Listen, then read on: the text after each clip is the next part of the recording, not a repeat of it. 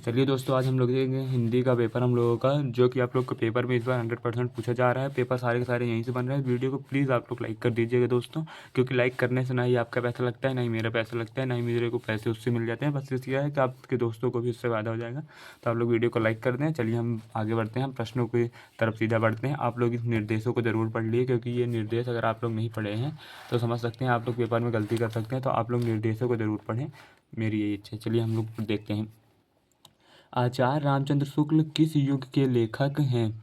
आचार्य रामचंद्र शुक्ल जी किस युग के लेखक हैं? तो आप लोग को पता है आचार्य रामचंद्र जी शुक्ल युग के लेखक हैं।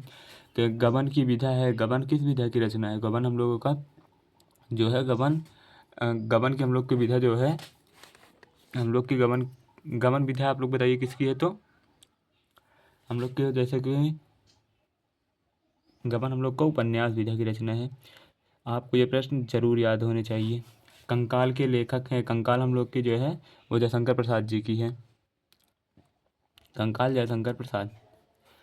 कलम का सिपाही कृति है, कलम की सिपाही किसकी है? तो हम लोग की जैसे की है अमृत राय की। आप लोग अब पेपर का समय आ गया है, फालतू के जो वीडियो बना रहे हैं, चार चार ऑप्शन को आपको पढ़ के सुना रहे हैं, उन पे मत जाइएगा। आप लोग देखिएगा कि डायरेक्ट आंसर टिक कर रहे हैं, और डायरेक्ट जब आप लोग टिक करेंगे तो जैसे आप लोग अमृत राय सुने तब आपके दिमाग में रहेगा कि वो अमृत राय था, वरना आप चार ऑप्शन सुन लेंगे ना तो ये आप भ्रमित हो जाएंगे कि कौन सा ऑप्शन था। तो आप लोग उन वीडियो से दूर रहे और मेरी वीडियो को ज़रूर देखते रहें, क्योंकि आपको इससे बहुत फ़ायदा होने वाला है। शुक्ल युग की समयावधि है, शुक्ल युग की समय अवधि है 1919 तक। और जितने भी आते हैं सारे के सारे पीपीटी बना के लेके आते हैं। मैं अपने आप से पेपर बनाता हूँ, जो कि 100% आपके बोर्ड में पूछा जाएगा। चलिए हम लोग आगे प्रश्नों को देखते हैं। चलिए, साकेत रचना है, साकेत किसकी रचना है? तो हम लोग को जैसे कि पता होगा कि साकेत जो हम लोग की रचना है वो हम लोग की मतिशरण गुप्त जी की है। तो आप लोगों को मैं एक वीडियो में अब सारी की सारी रचनाओं को पढ़ा दूंगा, जो लेखक की हैं, जिन जिन भी की, उन सारे की पढ़ा दूंगा मैं। महादेवी वर्मा कवित्री हैं। महादेवी वर्मा किस युग की कवित्री हैं? छायावाद युग की कवित्री हैं। हम लोग के हो गए कि गंगा लहरी रचना है, गंगा लहरी रचना आपको किसकी है? तो गंगा लहरी रचना जो हम लोग की है वो मतीराम जी की है। आप लोग को ये याद रखा होगा, ऑप्शन नंबर डी इसका राइट होगा कि मतीराम जी की है। आधुनिक काल की समय अवधि है, आधुनिक काल है जो हम लोग का है 1843 से अब तक जो चलता आ रहा है वो आधुनिक काल है। तो चलिए हम लोग आगे बढ़ते हैं वीडियो। पहले तो हम लोग देखते हैं प्रश्न नंबर अपने 10 को, कि महादेव वर्मा की रचना नहीं है। जैसे कि आप लोग को पता है, मैं इस वीडियो में थोड़ा टाइम ले रहा हूँ, आप लोग याद कर लीजिएगा कि महादेव वर्मा की रचनाएं कौन कौन सी है। नीरजा है, और संध्या गीत है, इनका दीप शिखा है, और भी इनकी रचनाएं हैं जो मैं एक अगली वीडियो में कवर करा दूंगा। इनकी कौन सी विधा नहीं है इसमें पूछ रखा था, हम लोग के युगांतर इनकी विधा नहीं है। चलिए हम लोग आगे बढ़ते हैं, और वीडियो को आप लोग पूरे देखिएगा मेरे दोस्तों, क्योंकि आप लोग यहाँ तक आए हैं तो आपको 100% है कि इस वीडियो में आपको कुछ न कुछ जरूर मिलेगा जो आपको पेपर में 100% आने वाला है। हास्य रस का स्थायी भाव होता है, जैसा कि आप लोग को पता है कि हास्य होता है, मैं इस पर टाइम नहीं वेस्ट करूंगा। पीपर पास सरिस मन डोला, इसका अर्थ क्या होता है? कि पीपर के पात पर सरिस का मन डोल गया, मतलब होता है कि ये पूछ रखा है हम लोग का कि फिर कौन सा अलंकार होता है। तो हम लोग को जो है ना, ये उपमा कर रहा है कि पीपर के पात पर सरस मीन्स होता है कि जो पक्षी एक होता है सरस, उसका मन डोला है। सोरठा छंद में चरण होते हैं, सोरठा छंद में कितने चरण होते हैं? जैसे कि आप लोग को पता है कि 4 चरण होते हैं सोरठा में। उपदेश शब्द में प्रयुक्त उपसर्ग होता है, तो उपदेश में हम लोग का जो है वो देश में उप लगा है तो उपदेश बना है, तो हम लोग का जो है वो उप है। अगर आप लोगों ने अभी तक वीडियो उपसर्ग की मेरी और प्रत्यय की नहीं देखी तो आप लोग जरूर देख लीजिएगा, मैं इसी चैनल पर डाल रखा हूँ, क्योंकि आप बहुत कम लोग हैं जो इस वीडियो को अभी तक देखे हैं। तो प्लीज़ दोस्तों उस वीडियो को भी आप लोग देखिए। चलिए हम लोग देखते हैं कि प्रत्यय के भेद होते हैं। तो प्रत्यय के हिंदी में मुख्य रूप से केवल 2 ही भेद होते हैं। प्रत्यय के कितने भेद होते हैं हम लोग का? प्रत्यय के केवल 2 भेद होते हैं। हानि लाभ में समास होता है, हानि लाभ में हम लोग का जो है वो द्वंद्व समास होता है, क्योंकि इसमें दोनों पद प्रधान होते हैं। मछली का पर्यायवाची है, मछली का पर्यायवाची है रसना, क्योंकि इसका पर्यायवाची शब्द इसमें यही सबसे सटीक है।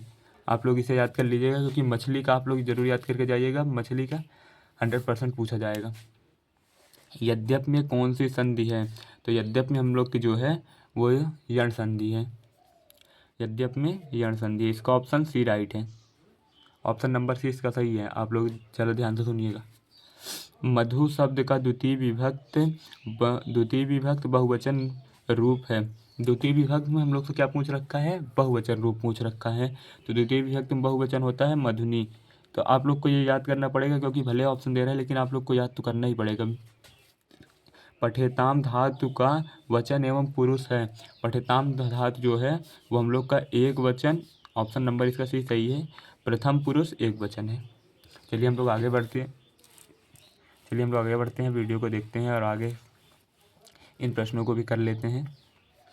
चलिए हम लोग देख रहे हैं कि निम्नलिखित गद्यांशों पर आधारित दिए गए प्रश्नों के उत्तर दीजिए। आप लोग को उत्तर देना है। 3 नंबर आपको व्याख्या के मिलते हैं, 2 नंबर इसमें जो प्रश्न दे रखा है गद्यांश के आधारित 1 नंबर इसमें मिलते हैं, सॉरी 2 नंबर इसके मिलते हैं हम लोग का जो है, और रेखांकित अंश की व्याख्या के 2 नंबर मिलते हैं, 2 नंबर इसके मिलते हैं। तो 3 प्रश्न है, 2-2 नंबर के 6 हो गए। उपयुक्त गद्यांश का संदर्भ लिखिए।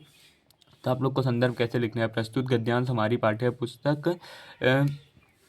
अब इसमें तो गद्यांश दे रखा है, वरना आपसे केवल पाठ का नाम पूछता है और लेखक का नाम पूछता है। तो जैसे कि हम लोग देख ले रहे हैं कि आपको केवल लिख देना है कि पाठ का नाम और लेखक का नाम लिख देना है, बस उसमें आपको मिल जाएंगे, क्योंकि अब गद्यांश नहीं पूछा जा रहा है। तो इसमें मिसप्रिंट हो गई है, अब पाठ और लेखक का नाम पूछा जा रहा है। तो आप लोग पाठ और लेखक का नाम ही लिख कर आइएगा। चलिए हम लोग देखते हैं कि आज हम इसी निर्मल शुद्ध शीतल और स्वस्थ अमृत की तलाश में हैं, और हमारी इच्छा अभिलाषा और प्रत्यय यह है कि वह इन सभी अलग अलग बहती हुई नदियों में अभी भी उसी तरह बहता रहे, और उनको वह अमर तत्व देता रहे जो जमाने के हजारों थपेड़ों को बर्दाश्त करता हुआ भी हमारे अस्तित्व के कमाए हुए हैं और रखेगा। तो चलिए हम लोग हिंदी पढ़ ले, अब इसका अर्थ देख लेते हैं।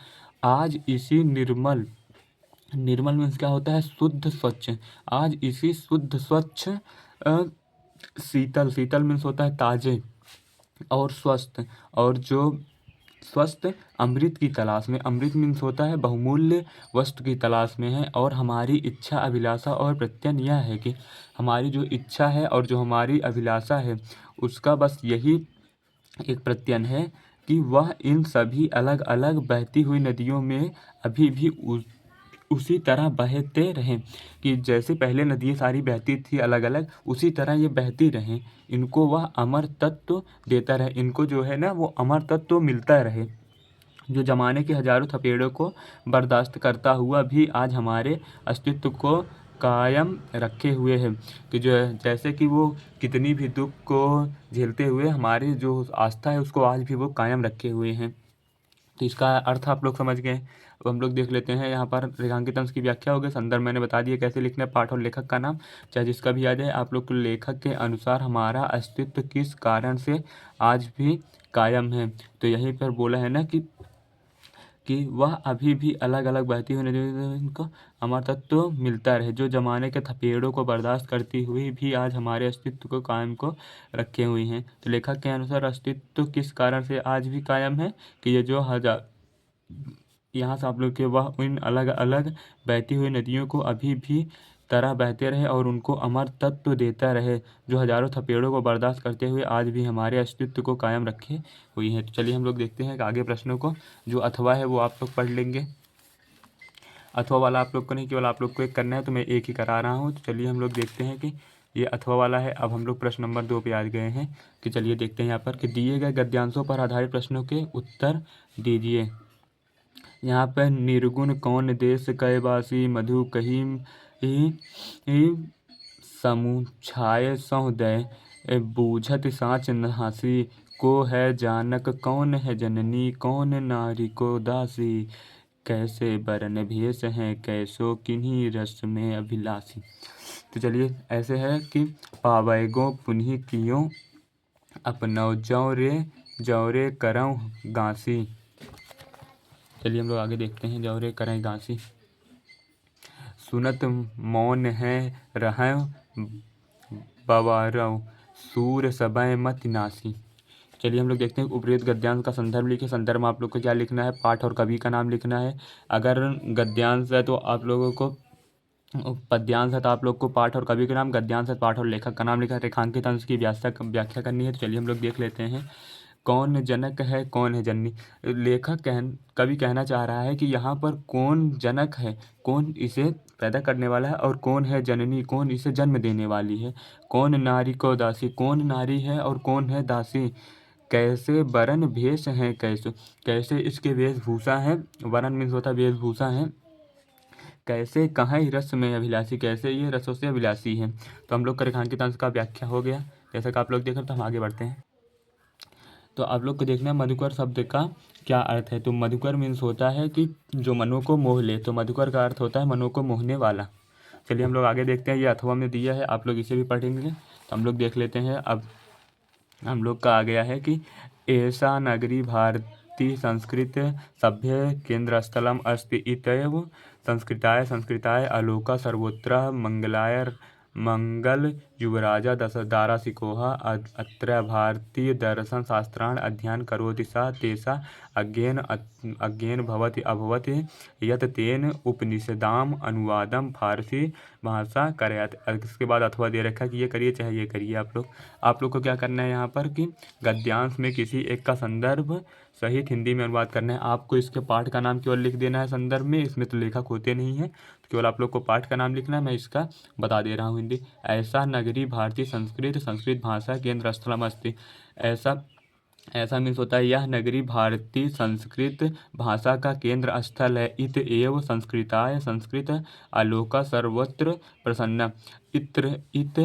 यहाँ पर आकर संस्कृत भाषा आलोक सर्वत्र सब जगह प्रसिद्ध है। मुगल युवराज दारा सिकोह अत्राय भारतीय दर्शन शास्त्रान अध्ययन करो।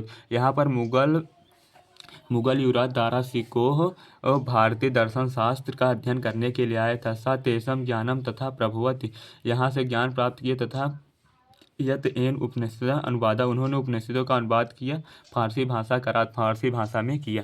चलिए हम लोग आगे बढ़ते हैं। उसका अथवा वाला आप लोग देख लीजिएगा। तो मैं यहाँ पर आप लोग करा दी है। यहाँ पर आप लोग को क्या करना है कि आप लोग 5 में आएंगे तो आप लोग को जोत जवाहर लिखना है। तो आप लोग देख लीजिएगा, आप लोग को जोत जवाहर जो लिखना है। चलिए हम लोग आगे बढ़ जाते हैं कि इसमें दिया है कि दिए गए लेखकों में से किसी एक लेखक का जीवन परिचय देते हुए उनकी एक प्रमुख रचना का उल्लेख कीजिए। तो जैसे कि मैंने इससे पहले आचार्य रामचंद्र शुक्ल का करा रखा है इसके पहले वाली वीडियो में, उस पर 101 व्यूज़ हैं, आप लोग उसे देख लीजिएगा, या तो जयशंकर प्रसाद का भी देख लीजिएगा। चलिए हम आगे बढ़ते हैं। चलिए हम लोग देख रहे हैं डॉक्टर राजेंद्र प्रसाद का याद कर लीजिए। आप लोग आचार्य रामचंद्र शुक्ल याद कर लीजिए, जयशंकर प्रसाद का आपका 2 में से हो जाएगा। और यहाँ पर आप लोग को कवियों का लिखना है, तो आप लोग तुलसीदास का और जो हम लोग का तुलसीदास जी का याद कर लिया और सूरदास जी का याद कर लिया। 100% आपको 2 में से आ जाएगा, तो आप लोग 2 कर लीजिएगा। इसमें दिया है कि अपने पाठ्य पुस्तक में कंठस्थ एक श्लोक का प्रश्न पत्र में जो आया है उसको लिखना है। आप लोग को 4 नंबर मिल जाएंगे। चलिए हम आगे बढ़ते हैं। चलिए हम लोग देखते हैं कि निम्नलिखित में से किन्हीं 2 प्रश्नों के संस्कृत में उत्तर दीजिएगा। आप लोग 2 + 2 4 नंबर आप लोग को मिलेंगे कि कुत्रम मरणम मंगलम भवति काशीणम। देखा ये लिखा है कि काशी में मरने से मंगल मिलती है, तो आप लोग को लिखा है काशीणम मरणम मंगलम भवति, काशी में मरने से मंगल मिलता है। आप लोग को और एक प्रश्न इसमें से देखा, चंद्रशेखरा का चंद्रशेखरा देशभक्ता आसीत। आप लोग को निम्नलिखित में से किसी एक विषय पर निबंध लिखना है। आतंकवाद कारण एवं निवारण, वृक्षारोपण के, मेरे प्रिय कवि, नारी न्यास। आप लोग मेरे प्रिय कवि पर लिख सकते हैं। तो चलिए वीडियो को यहीं पर समाप्त करते हैं, और आप लोग वीडियो को लाइक कर दें और चैनल को सब्सक्राइब करके रखें।